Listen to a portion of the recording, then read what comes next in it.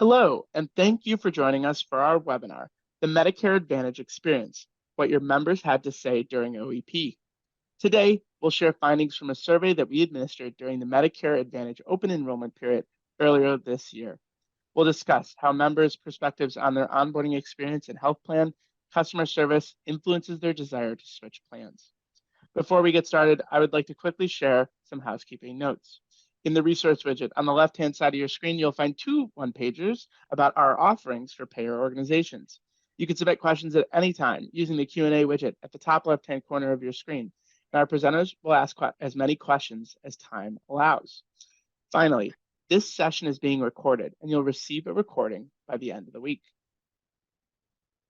Now, our session today is going to start with a quick introduction of our speakers, as well as some background on Phreesia and how we work with payers, followed by a report on a recent survey that Phreesia conducted of approximately 6,000 Medicare beneficiaries about experiences with their health plans.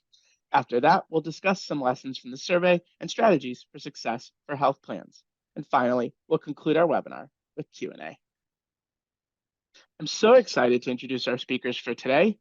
Jessica Muratore is a senior consultant who works with health plans to achieve their quality improvement performance goals through a strong organizational-wide governance structure and execution strategy, paving the way to a culture of quality excellence.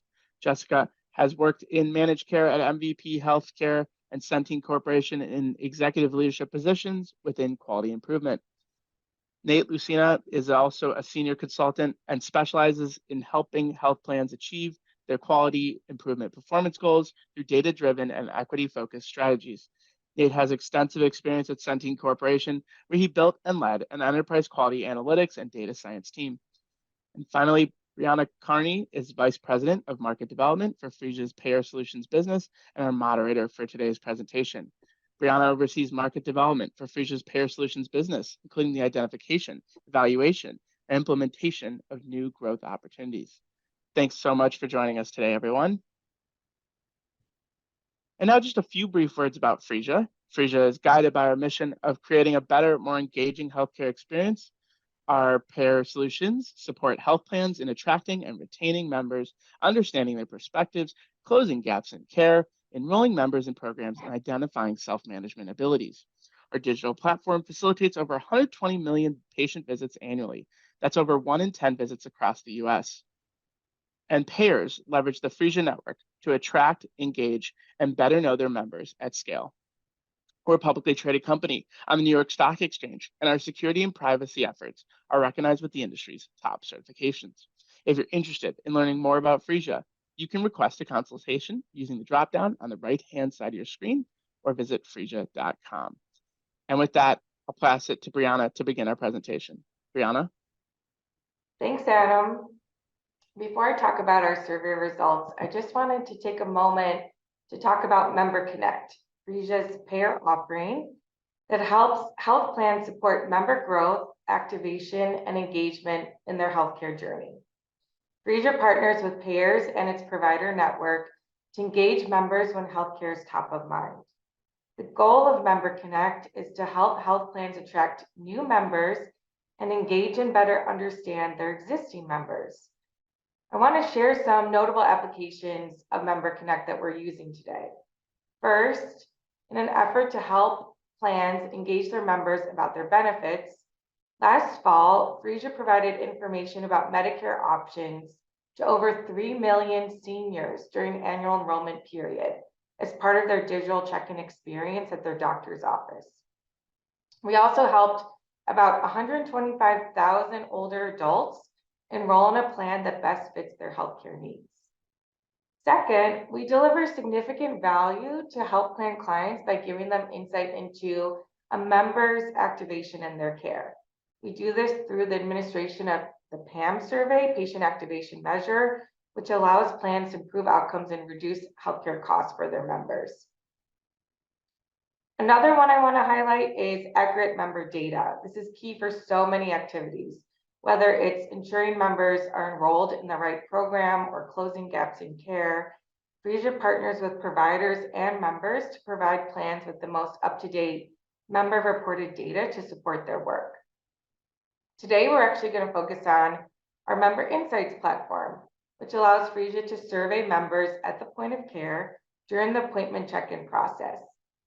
In fact, the findings that we'll be discussing today come from a recent member insights survey, which we developed and deployed in just under a month. Now let's dive into what we learned from this recent survey. During this year's Medicare Advantage Open Enrollment Period, we used our Member Connect platform to survey almost 6,000 older adults aged 65 and up across the country about their experience with their health plan. We collected these responses over just 2 weeks with an average completion rate of 70%. 3/4 of respondents were located in urban areas, and our survey sample is representative of 48 states. Over 50% of respondents identified as female and 66% were white. Jess, any comments here? I was pretty surprised on the speed and deployment and the fact they were able to get responses so quickly, but I'm curious if any feedback on how fast the survey was able to be deployed. Yeah, that was my thought too. I'm really impressed with how quickly Phreesia launched this survey, and then equally impressed with your footprint and response rate. You had almost 6,000 responses within only 2 weeks and a 70% completion rate. I mean, this really speaks to the Phreesia network, and I'm really interested to dive into these results.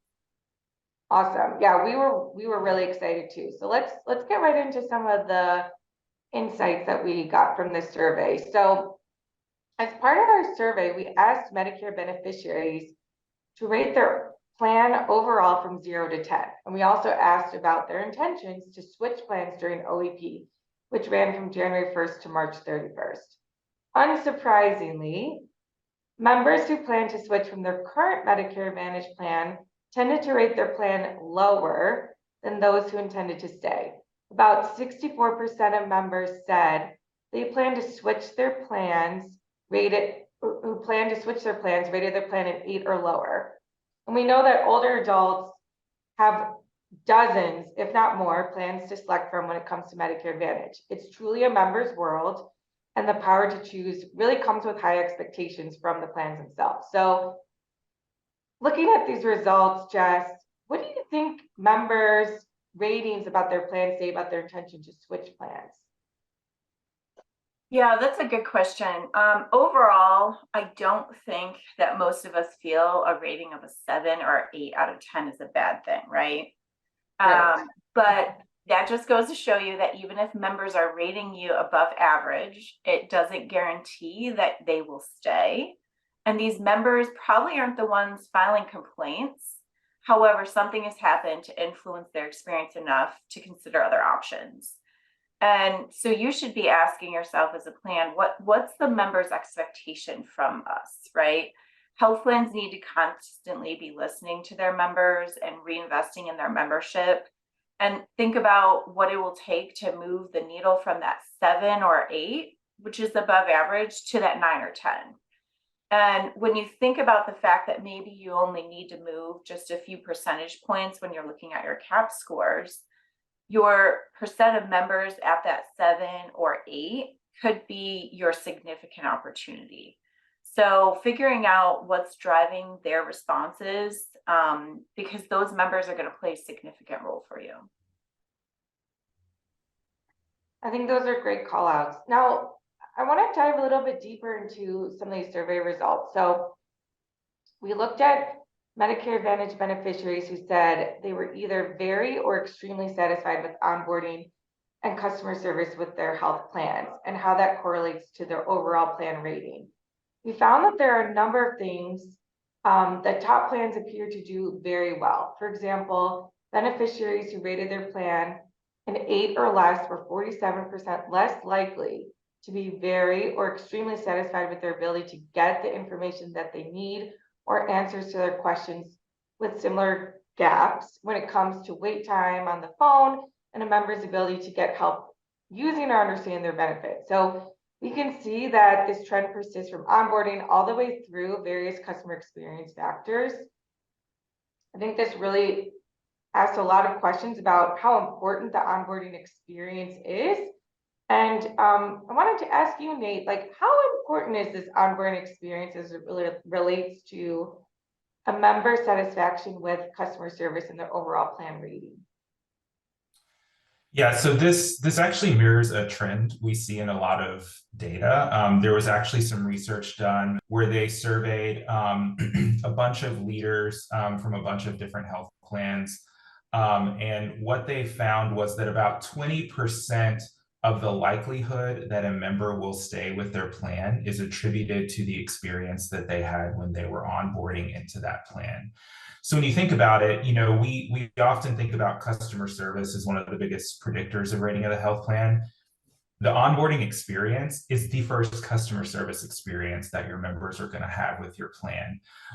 You have to start thinking of that as the setup of success for that member's future with your plan, and quite frankly, their provider, if they weren't already engaged with that provider, right? So taking the time to do that onboarding right is going to have a huge impact on setting the member up for success with your plan, helping them understand what to expect, helping them understand their benefits, and kind of moving them in the direction of more engagement versus less engagement. So when we look at these results, we have to think about the fact that if you're setting up a member for very low engagement because you're not engaging with them, then that's going to persist throughout their relationship with you and increase the likelihood that they're not going to stick around.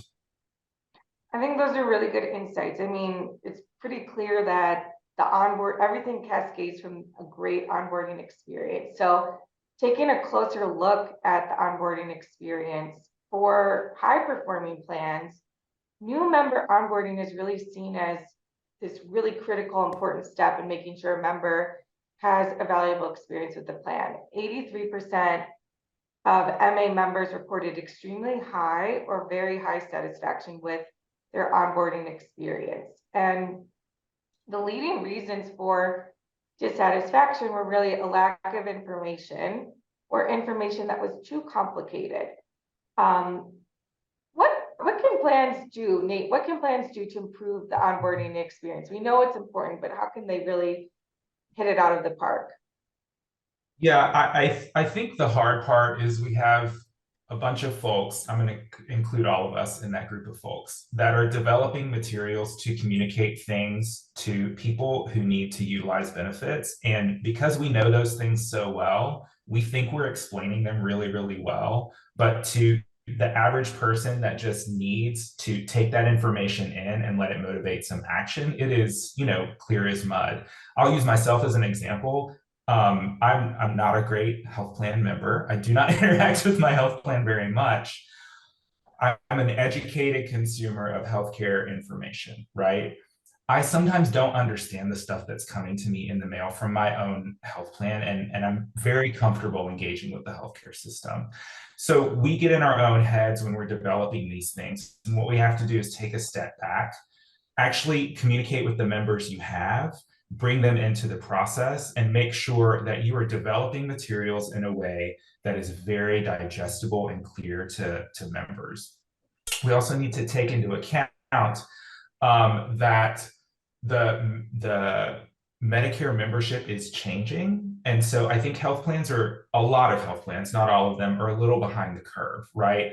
Where when it comes to, for instance, self-servicing information. So maybe we're spending a lot of time on our print materials and things like that, but we're just plopping all the information digitally where folks can go self-service instead of making sure that that self-service capacity is also as good and digestible and clear and easy to use as everything else we're focusing our attention on.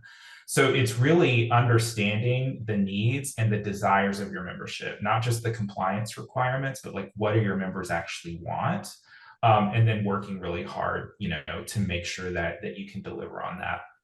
And I wanted to circle back to one more thing that Jess brought up previously, which is the percentage of members at 7 or 8. Imagine if we could predict who those members were based on how satisfied they are with their onboarding experience. And what I mean by that is you spend all this time and energy and in many cases money to acquire a new member.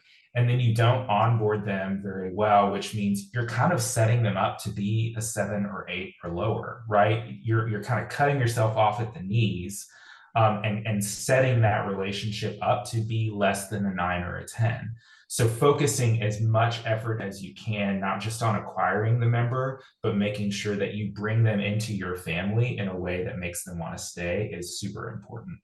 Yeah, I think that's a great point. We do all this effort to get new members on the plan, and then we want to make sure that they have the most valuable experience. I want to talk about something you just remarked on, because I think it's so interesting. We often focus on what people don't like, what members are unhappy about, or what consumers don't like about their experience. And one of the things that was really interesting about the survey was we actually found out not just what members don't like about their onboarding experience, but what members actually had to say that they want and want more from when it comes to their onboarding. So about 1/3 of MA members told us that they would like their health plan to schedule appointments or to set up appointment reminders for them. MA members also want to receive information about their plan directly from customer service representatives and in a mailed information packet. So a question for you, Jess, how do you think health plans can meet these needs, what members are saying they want during onboarding, without too many phone calls, too much mail, too many touch points? Yeah. I mean, I think first of all, the most obvious reason, or the most obvious way to answer this question is listen to your members. We have a lot of data, we collect a lot of data, we do a lot of surveys, and they communicate a lot of their preferences. And we have that, and we don't listen to it. We don't leverage that. So that first and foremost. I'd say also to kind of like double down on what Nate was saying in the previous slide, I think health plans can assist members in multiple ways by ensuring they have information they need to make good care decisions, right? And so we know that members who are engaged in their healthcare, they feel empowered, and thus they'll be feeling like they're more in control. So leveraging those digital technologies, telehealth and remote patient monitoring, wellness apps, portals, email, just they help your members bridge some gaps and utilize resources when they want and how they want. And so it's important to regularly update those channels, your website, ensure information is easy to find online. And to Nate's point, we may feel that it is because we know this information so well, but really taking the time to think about who the audience is and whether or not it is easy to find and easy to access and easy to understand. So maintain your social media channels to share that information, leverage email and texting to send educational materials or important health plan information and updates, and then only use mail when other options may not be available or when the member has actually requested it's their preferred communication method. And then lastly, and I think this is, really understated a lot, but streamlining through the member's provider, making sure that you start engagement with their provider immediately, leverage that initial appointment to share information that you've collected about your member, to set that member and provider up for success. And sometimes health plans don't always need to be the driver of these activities, right? But rather the orchestrator who helps pull it all together. And I think that's a critical step. That's great. Double-click on something there, Bree. Just yes, please jump in. So, like this thing that Jess talked about as orchestrator, like we talk about that with our clients all the time. And because we don't ever want that to seem like a buzzword, like what we mean by that is taking all of the signals in that are coming from your membership and orchestrating the journey that you want your members to have and aligning that with the journey that they want to be on. And you can't do that unless you are listening to your members. And so what's hard about that is you want to push your information out on all channels. Like Jess said, you should be utilizing your social media channels. That's the way Medicare membership is going, because that's the way Right Society is going. But we hear health plans say a lot, oh, we don't really get any good engagement on our social media channels. And I'm sorry to tell you, it's because you're doing it badly, right? You're not doing it enough. You don't have a strategy and you're not pushing out compelling information, it's not that people don't want to engage with you on that channel because it's easier for them. It's just that they can't find anything compelling there that they want to engage with. So you have to think about that and orchestrate the best materials and the best messages you have, and then also orchestrate what's the best way to push them out on these various channels that we want members to be able to interact with. I think that's a really good point. I think actually we're going to get into that next, which is this idea of when is the right time to engage with your members about certain pieces of content. So turning away from onboarding and thinking a little bit more about customer service with the plan overall.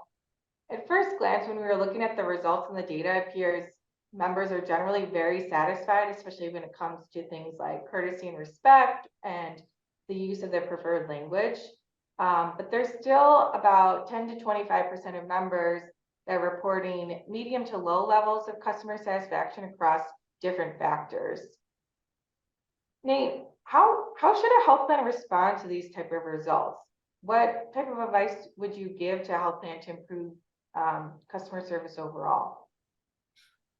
Yeah, so I'll probably sound like a broken record. Like, if you look at all of these things down on this axis, again, they apply to onboarding. And I know we've already talked about that. We'll not beat it to death. But like, if you are bad at customer service on all of these things, you're probably not doing a great job of it when you're bringing the members in. Okay, so we can move on to customer service. These things are a continuum. So what I would say is making sure that your customer service representatives truly do have the information and the autonomy that they need and the flexibility that they need in terms of getting information to members in the way that they need to hear it. And so what I mean by that is what we'll often see within the customer service organization of a client is that they have a lot of metrics of success. Those metrics are not always aligned with a I would say stars or true like full member experience metric of success. So maybe it's how many calls can they take, how many issues can they resolve, and while all those things are certainly very, very important for limited resources, there's some of the other things around being able to provide the information and find it that are not so good. And so one thing that we sometimes see, particularly in the CAHPS customer service measure, is maybe an organization's customer service is rated highly in terms of members feeling like they're treated with courtesy and respect, but low on some of these other things around getting the information that they need. You can even see it in your results, right? 86% treated with courtesy and respect, and some of these other things, quite a bit lower.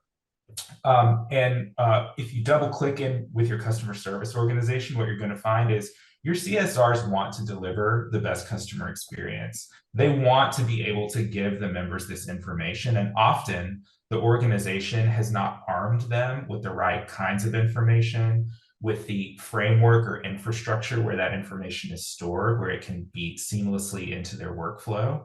And then maybe is pushing information out on different channels, again, that is not orchestrated, and that makes it hard for your customer service organization to be able to deliver the consistent message that your customers need. So it really is kind of a different, like the other side of the coin of onboarding, right? Which is all the energy you spend to make sure your messaging is right and clear, trickle that over into how you deal with the member once you're sure that they're going to stay.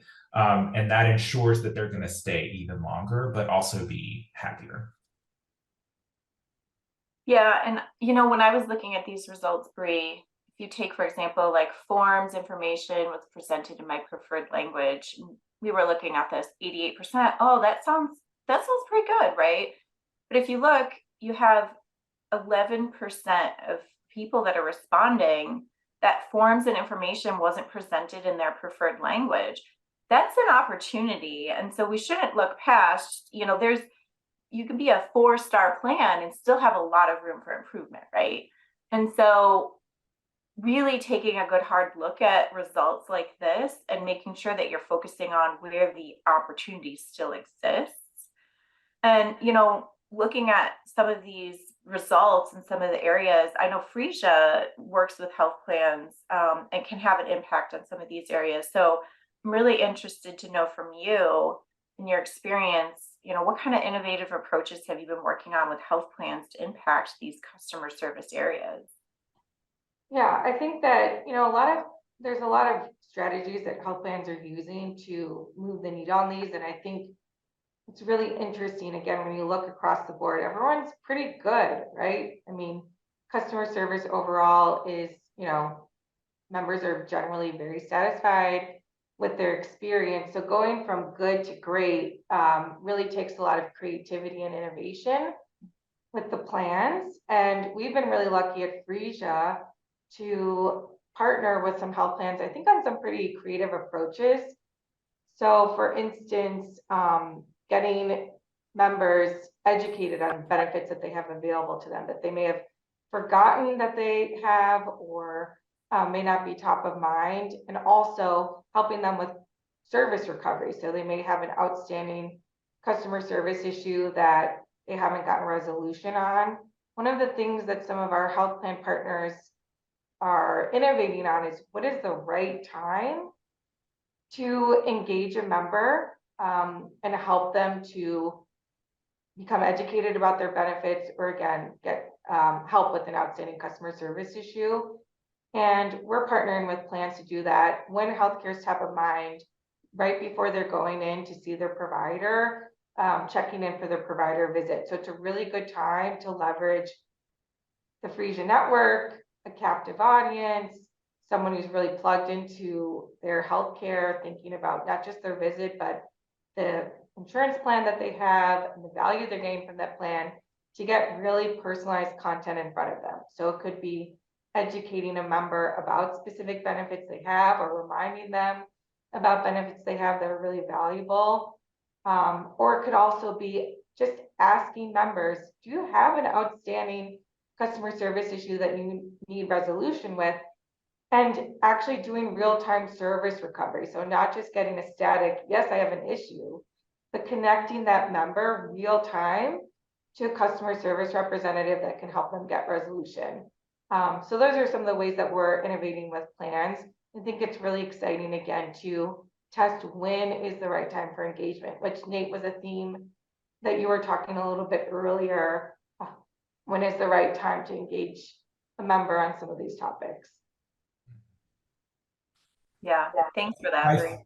Yeah, I was going to say, I think it's hard, and it's hard to know that if you're, again, not orchestrating the journey of the member, right? You're not spending some time in that uncomfortable spot of figuring out like what sucks. So, I'm looking at these results and like ability to get the information I need, like, and helping me use or understand the benefits. It's over a quarter of your members, right? So congrats on the 70%, right? But like over 1 in 4 of your members are like, this is okay or actively bad. And looking at the data that you have, why are they calling? What are they complaining about? But making sure that you have as close to real-time close loops, like you said, to do service recovery with those members, and sort of anticipate what they need. Is so key in that process of moving from pretty good to great. Yeah, I think that's great. And I think also, as you start to really unpack some of these insights, we've been talking about onboarding and customer service overall. I actually want to start contextualizing these insights with member demographics. It's really important too. So we can see from the results that race, ethnicity, and gender all play a really important role in member preferences. Hispanic and Black beneficiaries want more help scheduling appointments during onboarding, and Black beneficiaries want to be asked about social needs, as well as scheduling home visits for preventative care. We also see a difference in how customer service is perceived. Hispanic beneficiaries are less likely to report high satisfaction with the courtesy and respect they receive from their health plan. And finally, we see a difference in communication preferences. Women are more likely to want to receive plan communications by mail than other channels like email or phone. So again, I think These are really interesting insights to dig into because it's another opportunity for plans to really move the needle and start driving a lot of improvement on member demographics. How do you recommend, Nate, health plans interpret and address these differences in member preferences across demographics and take action on them? Yeah, so I'm going to take a step back from interpreting and say that first, this as a data collection mechanism for health plans or even providers is phenomenal, right? When we think about it. So if we think about where CMS is going with the focus on health equity in the Medicare space, the biggest barrier that many plans are going to face is not having the actual right data to be able to interact with their members in the way that they need to. So above and beyond just knowing sort of what their communication preferences are, whether they're satisfied with the forms or can understand their benefits, which are things that I think plans at least once or twice a year and are doing mock surveys and maybe getting, to the degree that they don't actually have the demographic data in-house that they need in order to break that down further. The conclusions that you come to could be, very wrong for how you're interacting with your members. And so the way to interpret this is, in this instance, more data is better. So that's number one, right? Invest in your direct data collection methods, whether that's through somebody like Phreesia or your mock survey vendor, doing pulse surveys after a visit or after every customer service interaction to start collecting this data so that you can understand, do we have systematic blind spots in how we deal with certain types of members? Maybe it's not actively in how we deal with them, but that sort of difficulty lies in what we have not considered, right? So maybe we have not deeply enough considered the cultural preferences of the racial makeup or ethnic makeup or primary language makeup of our membership. And so that means we didn't actively avoid it. We just never thought about it. We didn't take the time to think about it. That, moving forward for CMS, is going to be an insufficient response, right? It's also an insufficient way to deliver the best care to your members. If you are truly about delivering that 9 or 10 experience, this is the level you have to get to be able to do that and call yourself a customer-centric organization. So it's using all of those levers and making sure that wherever possible, you are not lumping things together in groups that mask where there are systematic differences in preferences that could help you engage with your membership and get them the care that they need. That's awesome. I really appreciate those insights and comments, and I think it's a great place to end just some of our general discussion on this. I think more personalization and really taking into account member demographics, again, really will help plans get to the next level in terms of the type of member experience that they can provide. So before we open up for some Q&A from our audience, I just want to summarize some of the key takeaways from Phreesia's Medicare Advantage OEP Member Insight Survey. So we saw that plan rating is a major driver of members' intention to leave their MA plan, and with so many MA plans to choose from, members really do have the option to leave their plan if they're not completely satisfied. Members expect the best from their onboarding experience. We know and we heard from our panel that the onboarding experience is key, and so health plans should really provide benefit information through preferred communication channels and offer services like appointment scheduling where possible. While members are largely satisfied with customer service, there remains significant opportunity to activate members and understanding and using their benefits. And finally, what Nate was just saying, health equity initiatives really can leverage demographic differences to personalize and enhance the member experience and ultimately drive better outcomes.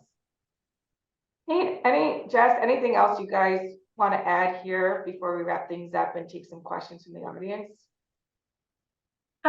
Yeah, I think so. The member experience with the health plan and CAHPS improvement should have your attention year round. So concentrating your efforts on customer service and processes for resolving member issues and leveraging that data are crucial. But also keep in mind when we talk about the member experience, we're usually talking about it and analyzing it in a healthcare vacuum. But realistically, our members are not, right? And what I mean by that is they're using their experience with all other organizations to set a baseline for what they feel a 5-star experience should be. So that means your competitors are not just other health plans. They are Apple and UPS and Google and Amazon and Hilton and so on and so forth. And so I think it's really important. It's a really important facet of the member experience to keep in mind and build your strategies around, because you're basically competing with the world, right? I think that's a great point. Okay, wonderful. So I just want to, with a few minutes left, we have a couple of questions that have come in from our audience. Also, I wanted to pause and say, if you have a question, please feel free to submit it, and we will try to get to as many as we can here. If we don't get to your question, we'll follow up after this session with you directly. Let me just see. All right, here's one. I've heard that member experience will be a smaller, oh, this is good. This final rule just dropped. So I have heard that member experience will be a smaller component of the STARS rating next year. Should health plans continue prioritizing member experience? Jess, you'll love this one because we just got a big update yesterday. So the short answer is absolutely yes. You know, last week when final rule was released and confirmed that patient experience, complaints, and access measures will be decreasing from 4 times the weight back down to 2. However, we know that experience and complaints and access to care have absolutely been linked to clinical outcomes, and they are extremely important aspects of healthcare. And that great patient experience overall is associated with better adherence to recommended treatments, better clinical processes, better hospital patient safety culture, better clinical outcomes, and reduced unnecessary healthcare use with fewer inpatient complications.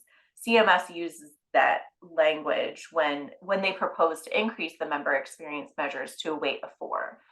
So prioritizing the member experience is absolutely the right thing to do. It leads to better clinical outcomes. I could leave it at just that, but the reality is that's not what we see in our line of business. And so beyond that fact, for many health plans, they're following kind of the math of STARS, and the gut reaction when measures are decreased in weight is that they aren't as important. And they may place their focus on other measures as a result.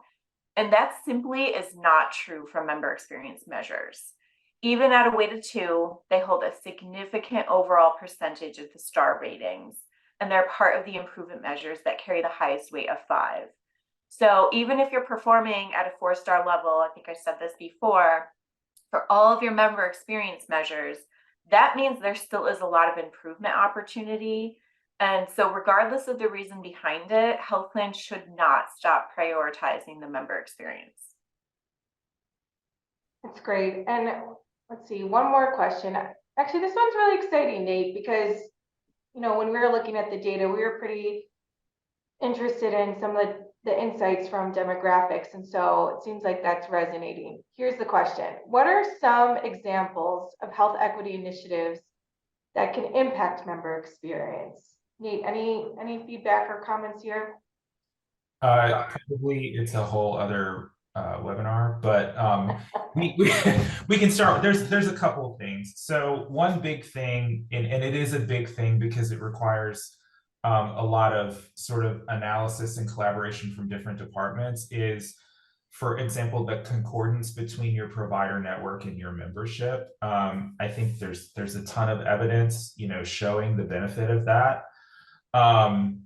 You know, going in and looking at what are the language capabilities, what is the race and ethnicity, what is the gender makeup of your PCP network, and how does that match up county by county? This is hard work, y'all.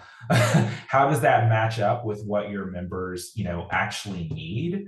When we talk about setting members up for success, making sure that they are matching up with a provider that they feel comfortable and safe engaging with is really, really important. Another thing is actually taking a look inward at your own organization. So organizations that I would say do not have a culture of diversity and equity inside are going to have a really hard time pushing that feeling out into the community for the members that they serve if it's not an internal priority. So some of the work that it might not be free, but at least the initial analysis is looking internally and saying, what are our policies for our own employees? Right? Do we actually have a health equity lens internally? Do we treat our own staff in a way that promotes equity? And are our staff educated enough to put an equity lens over everything that they do? And that's customer service, that's your broker community, that's everybody. Without getting too granular about it, right? And saying, well, here's what you need to do for every single demographic. That's a high level thing that you can do now, right? You can look at your data now and you can put things into place if that's truly a priority to make sure that everybody at least understands why that's important and has tools at any point when they're interacting with members to make sure that they're taking those preferences into account. Yeah, I think that's great. Sadly, I think we're out of time. It was such a joy to be able to spend the time with you, Nate and Jess, and walk through these really rich insights with two incredible friends and thought partners in the space. So thank you so much for hopping on today, sharing great insights, and then chatting through this survey with me. Thank you to the audience for joining us. If we didn't get to your question, please feel free to submit still, and we'll follow up with you directly. If you're interested in learning more about Phreesia, you can request a consultation using the drop-down on the right-hand side of your screen or visit phreesia.com/memberconnect. Thank you again. Have a wonderful day, everyone, and we'll talk to you on the next webinar. Thank you.